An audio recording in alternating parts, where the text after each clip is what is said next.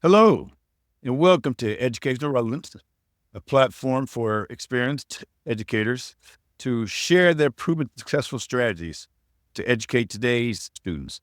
I am Brian Wright. I'm an adjunct professor at Concordia University in Wisconsin. With me today is Mark Macbeth, proven author, an excellent administrator in his own right. And Mark, How you doing? All right.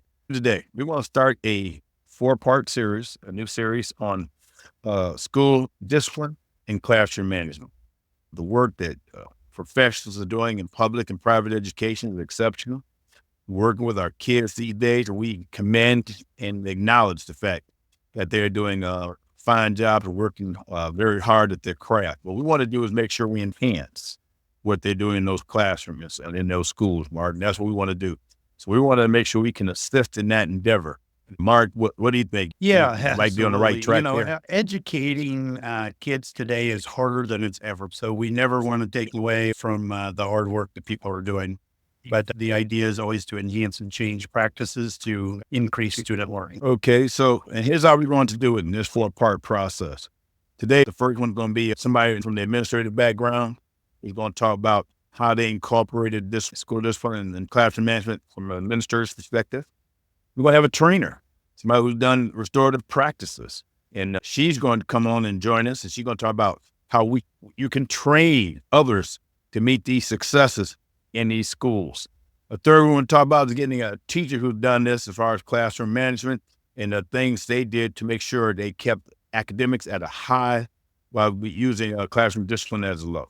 And then the last one we're going to do is get someone from central office, give us an overall perspective what central office is wanting to do and how they want to get it done so they can make sure that the test scores and data remains high in their schools, in their district, while at the same time establishing methods and ideologies of how every kid can be treated with respect and dignity. Sounds perfect. Mark, let me start with this first question. Why is code so important when we talk about establishing classroom management as well as an administrator setting up? Yeah, so let's discipline in reflect school? back that we just did a multi-series on the 4 Cs.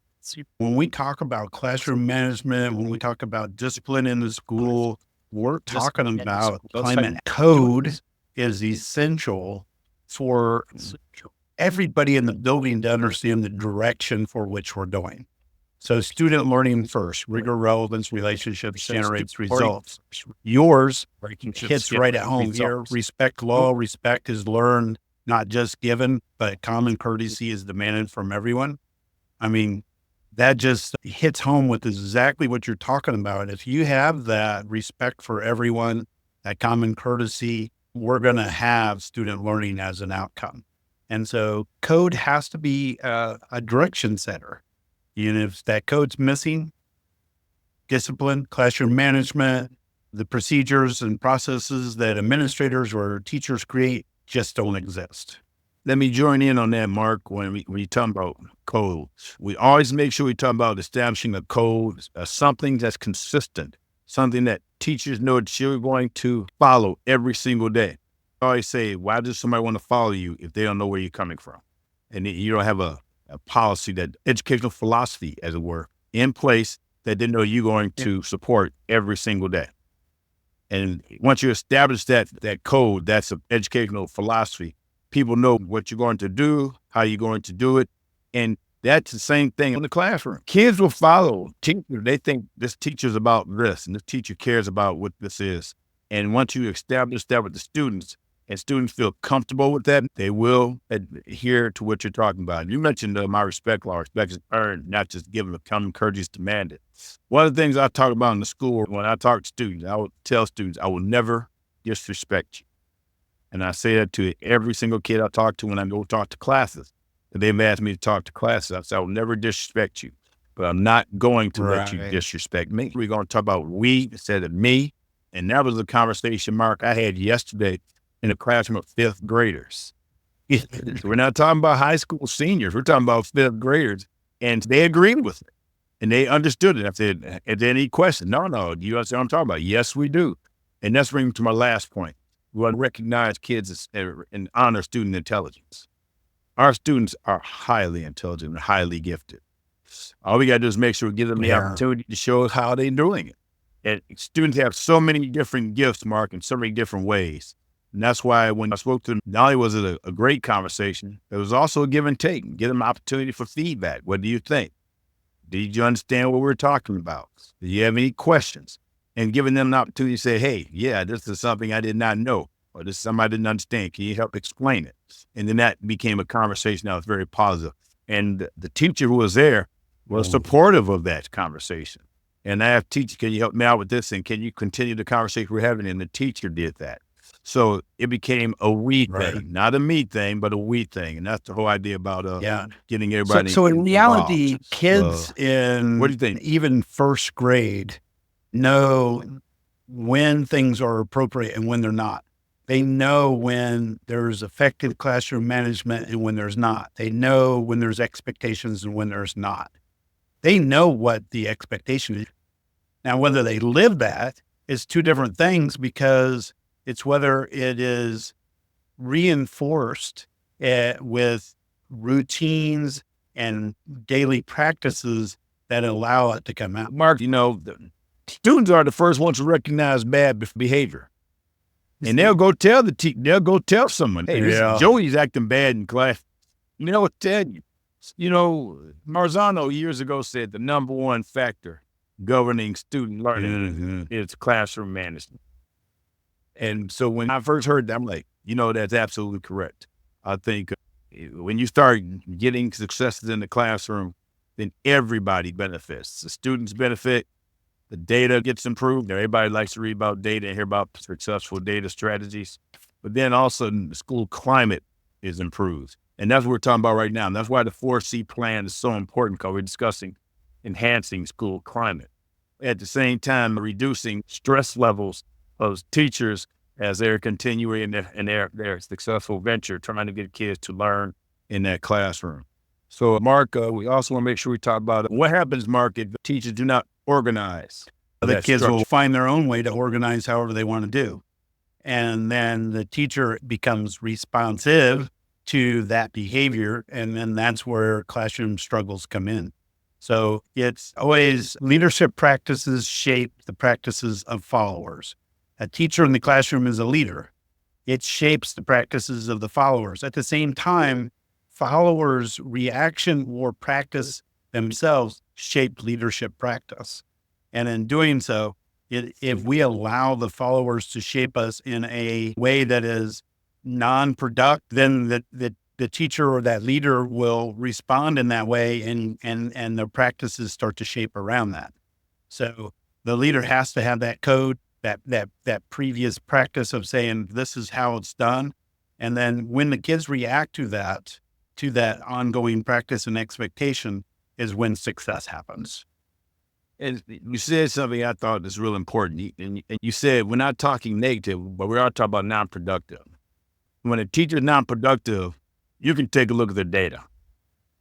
What kids are learning, are the kids improving? Is AYP, average yearly progress, something that they're reaching at the standards they want to reach?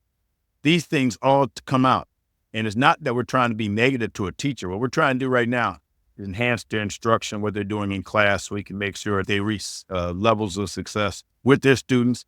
At the same time, not getting a situation where they dealing with so much discipline at one time. And I think it's also essential that we have the conversation around, even though we're talking about classroom management and discipline type of issues, we're really talking about instruction and learning. And we had a guest on once, Jerry Valentine. He shared some data with us that showed that when students are disengaged from learning or in a stagnant receiving type of learning atmosphere, that student classroom disciplines is accelerated. It's higher. The higher level thinking that kids are doing inside the classroom, the more problem solving they're doing, the more higher engagement situations, classroom management was down. And so instruction has an essential role in thinking about classroom management. Oh, absolutely. So let's take this on a broader scale. Let's talk about school discipline and how important it is, Mark, that we mentioned code, that the principal needs to develop a code so that the teachers can see what they're doing and following what's going on. But also, Mark, we're talking about incorporating, and this is something I think is important, incorporating the we aspect so that teachers know what's being said, but so does secretaries, so does educational assistants, so does everybody in the school who works there have the same belief system saying this is what we're about. This is what we're going to do, so that people hear it all the time. If you don't mind me saying this, Mark, I remember I was at a school and they was talking about we're the best school in the state of Wisconsin. And I think I told you that we're said every day. So I try not to say it a couple of days because I'm all right. Maybe people are getting tired of it and they came to me, why are we not the best school in Wisconsin anymore? Like, sorry about that. Sorry. We're going to keep, and cause people believe that and people start hearing it and they say, hey, this is what we're about. And so that's why, Mark, I want to ask you to expound about the laser conversations you had, Mark. Where you talked about laser conversation with teachers. How did you get that idea of being So you the essential is when we're establishing our turnarounds or when we're working on enhancing our present practices, we have to continue to really know what's going on, what's happening now. When we have reflective conversations and we think deeper ourselves, just like we're trying to get kids to do in the classroom, we can get people to acknowledge their practices. The laser conversations, I really like it. You know, if I go into a classroom and I'm in there for 1 or 2 minutes, the longest conversation I should have with that teacher is 1 to 2 minutes or 3 minutes about what I saw in that classroom. But what you really want them to do is think deeper about their own practice, not about, hey, why did Jimmy react this way? More of, how did you re-engage Jimmy when you were over there talking to him? I couldn't hear, what was it that you did that really put Jimmy back on track? What was the engagement that you did? What was the deeper thought that you gave Jimmy? What was the result of this type of interaction that happened? I saw you correct the entire classroom. How did it go after I left? How did you feel that your situation went? We're getting them to think deeper and deeper about their practices. Once people know what they do, because even the greatest teachers sometimes don't know why they do what they do. They just do it. And we want them to think deeper about it. And that's where laser conversations come in. I have these appointments side by side. I never face a teacher face on when I'm having these conversations. I'm always shoulder to shoulder, sitting in a chair or standing out against the wall with them during passing time or whatever it is. And I'm having these very, very short conversations about deeper level thinking. And we as a school, we have to know what practices are taking place from our administrator perspective, what we're doing, what teachers are doing. You can't enhance anything if you don't know what already exists and what the results are associated with that. I appreciate you talking about laser conversation because what we're talking about, being positive, talking about being supportive. We're not talking about trying to be negative and trying to come down on anyone. We're talking about how can we enhance your instruction to help you out in your classroom. And the one thing with this whole conversation we're having right now, we're not talking about what you're teaching. All right. That's the one thing we did not mention. What you're teaching in the classroom, we think is going to be important to students. But we're talking about what can we assist in getting you to a point where you feel comfortable that what you're teaching is going to be beneficial to that student. And that's what we're talking about. And that's why when we're discussing, it's a we go thing. It's a we thing, not a he thing or a she thing. It's a we thing we're talking. And that's why the educational code becomes so important, because now you have something that's your basis. That's your thing you hang your hat on. And then you say, this is what I'm about. And if you can join me in supporting me in this regard, this can be what we're about. And if they want to make some adjustments in that, they do. Every school I know has a mission statement. Every school I have knows has a mission statement. Then when I go to a school, I ask a teacher, what's the mission statement? They'll look at me like, I don't know what I'm talking about. I know we get one, and see, that's what we're talking about. We want to make sure it's something simple that we believe in as a staff, something we believe in that we can share with students, and then in their own way, having students to buy into that as well. It's absolutely the link. And, and one of the things we talked about recently too was discipline matrix that we worked on.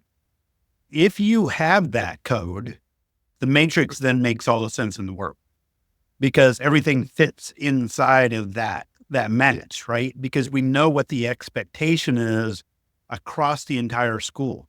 Because in the discipline matrix, we talk about teacher behaviors and how teachers will react. And we talk about how administrators will react when kids come to the classroom. And then we teach the kids the expectations overall, right? So everybody understands what the code is. It fits. If you try to create a discipline matrix and you don't know what the code is in your building, how do you ever enforce it? How does it ever make sense? How does it ever carry on? It doesn't. So you have a discipline policy in your student handbook, but what is it that's circling around? What is it that encompasses that I can always say, it was about the respect. It was about respect. It was about whether students are learning or not learning. That's when we have those kind of conversations, because we now have something to build it around. And so I think those things are essential to be able to build that plan when you're doing discipline matrix. One of the schools that you're assisting right now sounds like at some point they need the discipline matrix, but they got to get a few more things. They got to go through the data. Well, I mean, make sure I say, because you mentioned discipline matrix. The best thing about discipline matrix is when you don't have to enforce it. Yeah, and not use it as discipline. The discipline matrix is designed in theory to make sure these are things that we want to make sure every teacher is going to be consistent about what they're going to do in the classroom and how we're going to do it in a school-wide procedure. But the best thing about discipline matrix, and I've been in schools where, quite frankly, we have very little discipline. We need a matrix. But the point being made, we established policies and procedures. The discipline matrix was there, but was rarely needed. And that was the point we talk about when we discussing schools. So, Mark, here's what we're going to do. I appreciate this conversation today. We're going to have a guest speaker in next week, former administrator Mark, who is going to talk to us about school discipline and classroom management in his own unique way and how he was successful. I think that's really good. I think the biggest thing is keeping in mind that this is an opportunity to listen to some podcasts that can enhance not only a classroom practice if we need to in the future as an individual teacher listening to this, but as administrators listening to it on the whole school system and how they can engage those other adults in the building. Absolutely. I agree with that. Mark, it's good talking to you as always. Everybody who's listening, have a great day, and we'll be back with you again with starting our new process. Take care, everyone. Bye-bye.